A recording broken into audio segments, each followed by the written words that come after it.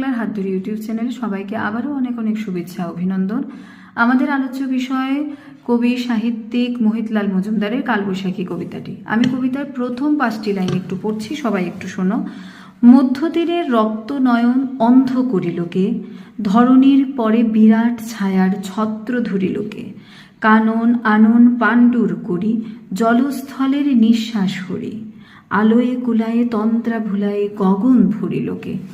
এবারে মধ্যদিনের মানে দিনের মধ্যেকার সময়, বুঝতেই পারছি। রক্তনয়ন মানে যখন আমাদের রক্তনয়ন মানে কি, যখন সূর্যের আলোটা তীব্র প্রকোপ থাকে সেই সময়টাকে বোঝাচ্ছে। অন্ধ মানে যেন চোখটা এবার সেই রক্তনয়নটা যেন হারিয়ে গেল, সেই মধ্যদিনের যে চিত্রটা যেন পাল্টে গেছে। অন্ধ করিলোকে, ধরণীর মানে আমাদের এই জগৎ সংসার, সমস্ত এই ধরিত্রী, পরে বিরাট ছায়ার যেন একটা বিশাল বড় ছায়া ঘনিয়ে এসেছে। ছাতির নিচে দাঁড়ালে কি হয়, দুপুরবেলা যেন হঠাৎ করে একটা ছাতা, এবার পুরো জগৎ সংসারের ওপর যেন একটা ছাতা ঘনিয়ে এসেছে। ছত্র মানে ছাতা। কানন আনন মানে, কানন মানে অরণ্য, অনন্যের মুখ, আনন মানে মুখ, পাণ্ডুর মানে যেন অরণ্যের মুখটা ফ্যাকাশে হয়ে আসছে।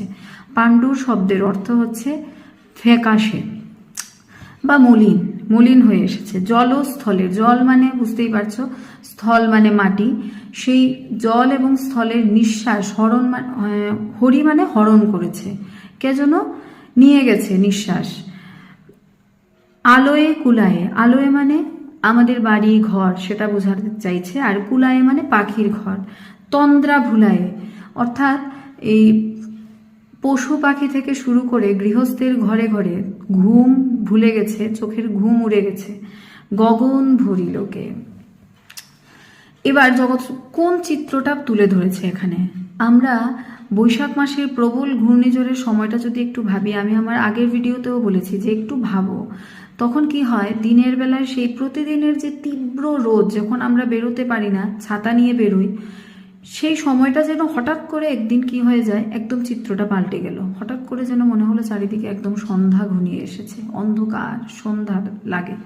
দিনের সেই রূপটা যখন পাল্টে যায়, এবং তখন অরণ্যের নিঃশ্বাস কেন বলছে যে কানন আনন, কেন অরণ্যের মুখ পাণ্ডুর ফ্যাকাশে হয়ে এসেছে, কারণ ঘূর্ণিঝড়ের পর কি হয়, অরণ্যের অবস্থা খুব খারাপ, চারিদিকে ডালপালা ভেঙে পড়ে, মানুষের অনেকের বাড়ির চাল উড়ে যায়, তার জন্য বলছে যে পশু পাখির ঘর ভেঙে পড়ে নষ্ট হয়ে যায়। তাই সবাই যেন তখন সেই কালবৈশাখী আসছে ভেবে সবার যেন চোখ থেকে একদম ঘুম চলে গেছে। তো প্রকৃতির সেই সময়টাকেই কিন্তু কবি বোঝাতে চেয়েছেন। তো এই 5 লাইনের বর্ণনা এখানে রইল।